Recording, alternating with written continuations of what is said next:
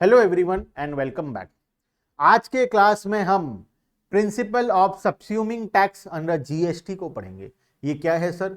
देखो, जब जीएसटी आया उसके पहले बहुत सारा टैक्सेस लगाया जाता था, जैसे कि वैट था, सीएसटी था, सेंट्रल एक्साइज था, और उसके बाद कस्टम ड्यूटी था, ऐसे सर्विस टैक्स था, ऑक्ट्रॉय था, ऐसा करके बहुत सारा टैक्सेस लगाया जाता था। जब जीएसटी आया तो इन सभी टैक्स को उठाकर एक साथ मिलाकर खा गया, एक साथ मिलाकर खा गया, कंज्यूम कर गया, सब्स्यूम कर लिया।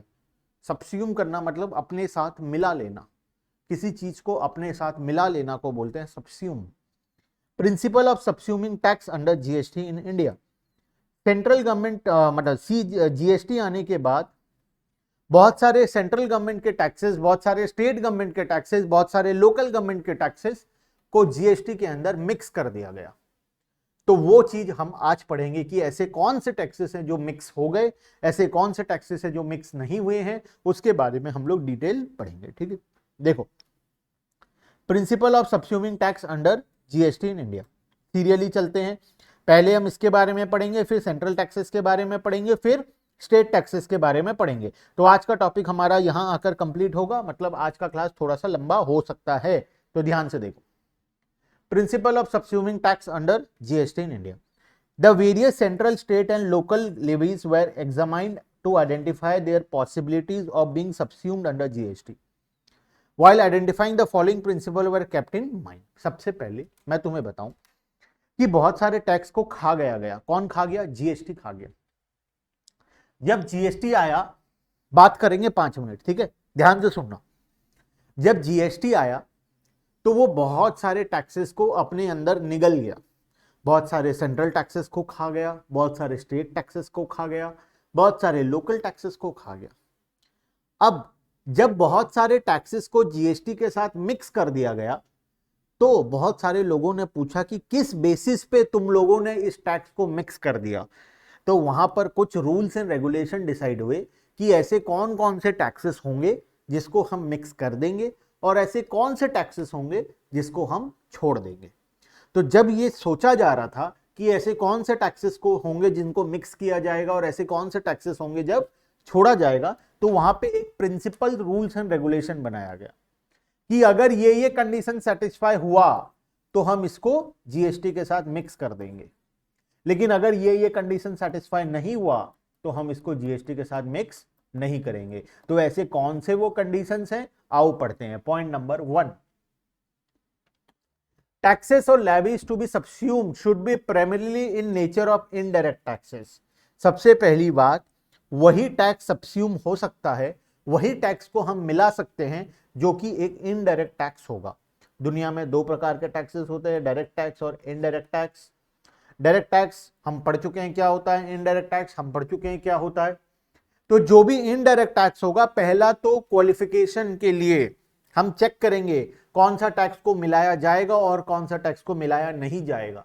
तो सबसे पहला चेक होगा कि वो टैक्स इनडायरेक्ट टैक्स है या डायरेक्ट टैक्स है। अगर डायरेक्ट टैक्स है तो हम उसको नहीं मिला सकते किसी भी हालत में, लेकिन अगर इनडायरेक्ट टैक्स है तो हम उसे मिक्स कर सकते हैं सब्जेक्ट थ्रू, और बाकी कंडीशंस को चेक करेंगे। और क्या क्या कंडीशंस है? पहला कंडीशन तो है कि वो इनडायरेक्ट टैक्स होना चाहिए, either on the supply of goods और supply of services. Next, taxes or levies to be subsumed should be a part of transaction chain which commences with import, manufacture, production of goods or provision of service at one end and the consumption of goods at the other end। तो second जो हमारा condition है वो एक transaction के हिस्सा होना चाहिए। What is a transaction chain? चलो डिस्कस करते हैं। ये ट्रांजैक्शन चेन होता क्या है?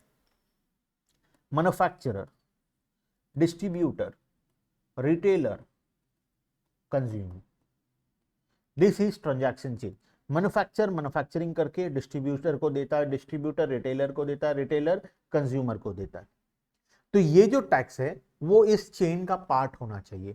जब मैन्युफैक्चरर मैन्युफैक्चरिंग करता है तो एक्साइज ड्यूटी लगता है, जब वो डिस्ट्रीब्यूटर को बेचता है तो अगर विद इन स्टेट है तो वैट लग जाएगा, अगर आउटसाइड स्टेट है तो सीएसटी लग जाएगा। अगेन यहां पर वैट एंड सीएसटी लगेगा, अगेन यहां पर वैट एंड सीएसटी लगेगा। अगर सर्विस है तो सर्विस टैक्स लग जाएगा। तो जो भी टैक्स होगा, सबसे पहली बात तो इनडायरेक्ट टैक्स होना चाहिए, फर्स्ट कंडीशन। दूसरा कंडीशन, वो एक ट्रांजैक्शन के हिस्से का होना चाहिए, मतलब वो एक ऐसा टैक्स होना चाहिए जो किसी भी ट्रांजैक्शन में वो आता हो, चाहे वो एक्साइज ड्यूटी हो, चाहे वो वैट हो, चाहे वो सीएसटी हो। बात समझ में आया? तो वो एक ट्रांजैक्शन चेन का हिस्सा होना चाहिए। वो टैक्स एक ट्रांजैक्शन चेन के बीच में ऑकर करना चाहिए। बीच मतलब वो कहीं पर भी ट्रांजैक्शन चेन में ऑकर करना चाहिए। अगर वो टैक्स ट्रांजैक्शन चेन में ऑकर नहीं करता है तो हम उसको जीएसटी के साथ नहीं मिला सकते। समझ में आया बात? नेक्स्ट पॉइंट नंबर 3 में चलते हैं। The submission should result in a free flow of tax credit.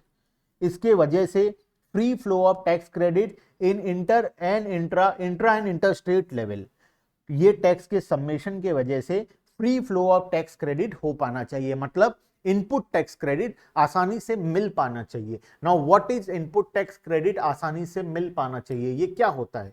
देखो, जब मैन्युफैक्चरर मैन्युफैक्चरिंग करता है तो वो एक्साइज ड्यूटी लगाता है।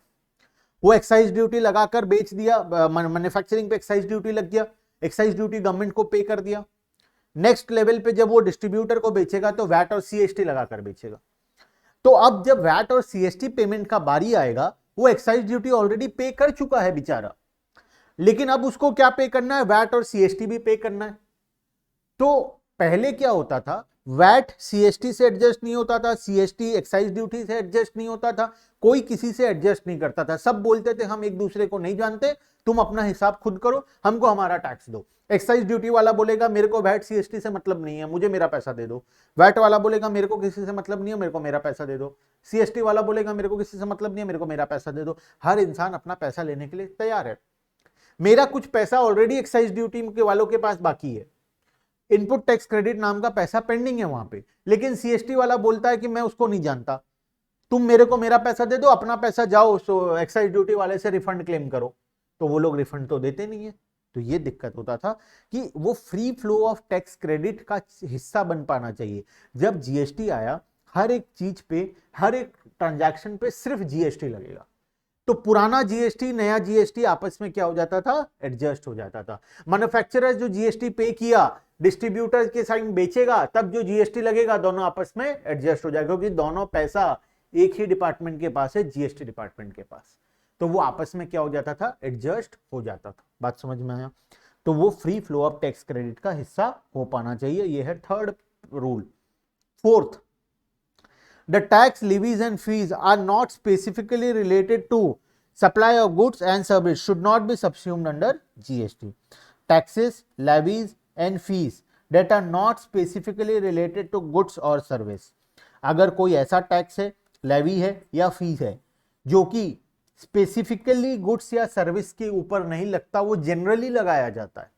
जैसे प्रोफेशनल टैक्स हर इंसान के ऊपर लगाया जाता है, ये गुड्स एंड सर्विस पे नहीं लगता। तो जब वो कोई सामान गुड्स एंड सर्विस के ऊपर स्पेसिफिकली नहीं लगाया जाता तो उसको भी हम लोग जीएसटी के साथ नहीं मिला सकते। तो हम क्या पढ़ रहे हैं? हम पढ़ रहे हैं कि कोई भी टैक्स को जीएसटी के साथ मिलाने के लिए कुछ हमें पॉइंट्स को क्वालिफाई करना पड़ेगा। सबसे पहला पॉइंट था कि वो इनडायरेक्ट टैक्स होना चाहिए। दूसरा पॉइंट था कि वो ट्रांजैक्शन का हिस्सा होना चाहिए, ट्रांजैक्शन चेन का हिस्सा होना चाहिए। तीसरा, free flow of tax credit में वो हमें हेल्प करना चाहिए। चौथा, वो स्पेसिफिकली गुड्स या सर्विस के ऊपर लगाया जाना चाहिए। और आखिरी, revenue fairness for both union state government individually would need to be attempted. दोनों का रेवेन्यू का फेयरनेस होना चाहिए, दोनों को अपना अपना रेवेन्यू मिलना चाहिए। ये पॉइंट उतना ज्यादा इंपॉर्टेंट नहीं है, तुम 4 पॉइंट तक भी पढ़ो वो मोर देन सफिशिएंट है। तो अगर चारों कंडीशन सेटिस्फाई हो जाता है तो हम उसको जीएसटी के साथ मिक्स कर सकते हैं। जैसे एक्साइज ड्यूटी था, उसको जीएसटी के साथ मिला दिया गया क्योंकि वो चारों कंडीशन को सेटिस्फाई करता था। वैल्यू एडेड टैक्स था, उसको जीएसटी के साथ मिक्स कर दिया गया क्योंकि वो चारों कंडीशन को सेटिस्फाई करता था। सीएसटी था, वो चारों कंडीशन को सेटिस्फाई कर रहा था, इसीलिए उसको भी मिक्स कर दिया गया। सर्विस टैक्स था, वो भी चारों कंडीशन को सेटिस्फाई कर रहा था, इसीलिए जीएसटी के साथ उसको मिला दिया गया। आओ अब चेक करते हैं कि ऐसा कौन कौन सा सेंट्रल गवर्नमेंट का टैक्सेस है जिसको हम जीएसटी के साथ मिक्स कर दिए, और ऐसा कौन कौन सा स्टेट गवर्नमेंट का टैक्सेस है जिसको हम जीएसटी के साथ मिक्स कर दिए। सबसे पहला, central taxes to be subsumed in GST, मतलब ऐसा कौन सा वो टैक्सेस है जो सेंट्रल गवर्नमेंट कलेक्ट करता था लेकिन अब उसको जीएसटी के साथ मिक्स कर दिया गया। सबसे पहला, on application of the above principle the following central taxes would be subsumed under the GST. पहला है सेंट्रल एक्साइज ड्यूटी, जिसको सेनवेट बोलते हैं, मतलब एक्साइज ड्यूटी मैन्युफैक्चरिंग पे जो लगता है। एडिशनल एक्साइज ड्यूटी, बहुत सारे प्रोडक्ट के ऊपर एडिशनल एक्साइज ड्यूटी लगाया जाता है, तो एडिशनल एक्साइज ड्यूटी भी। The excise duty levied under medical and toiletry preparation excise duty act 1955। तो बेसिकली अगर बात करें तो एक्साइज ड्यूटी को मिक्स कर दिया गया। तीनों मिलाकर यही बोलना चाहता है कि एक्साइज ड्यूटी को मिक्स कर दिया गया। अलग अलग प्रकार के एक्साइज ड्यूटीज लगते हैं अलग अलग प्रोडक्ट पे, तो ये सभी को लिखा है, लेकिन तुम इन शॉर्ट ये समझो कि एक्साइज ड्यूटी को मिक्स कर दिया गया। नेक्स्ट, सर्विस टैक्स, जो सर्विसेज पे लगता है सर्विस टैक्स, उसको भी मिक्स कर दिया गया। एडिशनल कस्टम ड्यूटी, देखो कस्टम ड्यूटी को नहीं मिक्स किया गया है, एडिशनल कस्टम ड्यूटी को मिक्स किया गया। देखो क्या होता है, कस्टम ड्यूटी भी बहुत प्रकार का होता है। एक होता है नॉर्मल कस्टम ड्यूटी जो हर एक इंपोर्ट और एक्सपोर्ट पे लगता है। एडिशनल कस्टम ड्यूटी होता है, कॉन्ट्रावेलिंग कस्टम ड्यूटी होता है जिसको सीवीडी बोलते हैं। ऐसे करके बहुत सारा ड्यूटीज लगाया जाता है, ठीक है। तो जो भी कॉन्ट्रावेलिंग कस्टम ड्यूटी है या फिर एडिशनल कस्टम ड्यूटी है, उसको हम लोग क्या किए, जीएसटी के साथ मिक्स कर दिए। खाली कस्टम ड्यूटी लिख कर आओगे तो गलत हो जाएगा। जो कॉन्ट्रावेलिंग कस्टम ड्यूटी है या एडिशनल कस्टम ड्यूटी है, सिर्फ उसी को मिक्स किया गया। नॉर्मल कस्टम ड्यूटी आज भी एज इट इज लगाया जाता है। Next, special additional duty of custom, जो 4% का एडिशनल एसएडी लगता है, स्पेशल एडिशनल ड्यूटी, उसको लगाया गया, उसको जीएसटी के साथ मिक्स कर दिया गया। Surcharge and cess levied by center are also likely to be subsumed whenever they are in the nature of taxes on goods and service. They may include cess on rubber, tea, coffee, natural calamity, contingency duty, etc. जो भी taxes additional जो goods and services पे लगाया जाता है वो सबको मिला दिया गया। और आखिरी में सेंट्रल सेल्स टैक्स, जो कि एक इंपॉर्टेंट पॉइंट है, सेंट्रल सेल्स टैक्स को भी मिला दिया गया। सर एग्जाम में हम इतना सारा याद करके नहीं लिख पाएंगे, हमारा कुछ हेल्प कीजिए, हमें कुछ शॉर्ट में बताइए। आओ मैं बताता हूं शॉर्ट में। इन शॉर्ट अगर तुम एग्जाम में लिखना चाहते हो तो क्या लिखोगे? Excise duty, point number 1। Point number 2, service tax. Point number 3, additional custom duty. Additional word लिखना वरना गलत हो जाएगा, एडिशनल वर्ड लिखना जरूरी है, ठीक है। Point number 4, special additional duty of custom, SAD. Surcharge and cess, surcharge and cess. Point number 5, जो भी सरचार्ज एंड सेस जो गुड्स एंड सर्विसेज पे लगाया जाता है वो हमें मिक्स कर दिया। और point number 6, central sales tax. Point number 6 आज समझ में आया। Point number 1 excise duty, point number 2 service tax, point number 3 additional custom duty, point number 4 special additional duty जिसको हम एसएडी भी बोलते हैं, surcharge and cess point number 5, और point number 6 central sales tax. बात समझ में आ गया? चलो नेक्स्ट, अब आते हैं, बात करते हैं स्टेट का ऐसा कौन कौन सा टैक्स था जिसको जीएसटी निगल गया, मतलब खा गया, जिसको जीएसटी के साथ मिक्स कर दिया गया। ये वो टैक्सेस हैं जो स्टेट गवर्नमेंट कलेक्ट करता था लेकिन अब उसको जीएसटी के अंदर मिला दिया गया है। देखते हैं सबसे पहला, following state taxes and levied would be subsumed under GST. सबसे पहला वैल्यू एडेड टैक्स और sales tax. Point number 1 value added tax और sales tax. Point number 2 entertainment tax. Entertainment tax लगता था मूवी टिकट्स पे, एम्यूजमेंट पार्क जा रहे हो, मतलब वाटर पार्क जा रहे हो या कोई निको पार्क हो गया, इस टाइप का कोई पार्क में तुम घूमने जा रहे हो तो उसके टिकट पे, एम्यूजमेंट पार्क्स के टिकट्स पे एंटरटेनमेंट टैक्स लगता था, मूवी टिकट्स पे एंटरटेनमेंट टैक्स लगता था। तो इस प्रकार के बहुत सारे चीजों में एंटरटेनमेंट टैक्स लगाया जाता था, वो भी हम लोग क्या कर दिए, जीएसटी के साथ मिला दिए। लग्जरी टैक्स, बहुत सारे लग्जरी चीजों पे, होटल्स पे या कोई बड़े बड़े लग्जरी आइटम्स पे लग्जरी टैक्स लगाया जाता था, वो भी कौन खा गया, जीएसटी अपने अंदर निगल गया। Tax on lottery, betting and gambling, betting gambling पे जो भी टैक्स लगता था लॉटरी पे, वो सारा जीएसटी के अंदर इंक्लूड हो गया। State cess and surcharge, state के अंदर जो भी सरचार्ज और सेस लगता था, जैसे वहां पे सेस और सरचार्ज था वैसे यहां पर भी सेस एंड सरचार्ज है, जो भी लगता था वो सब हम लोग जीएसटी के साथ मिला दिए।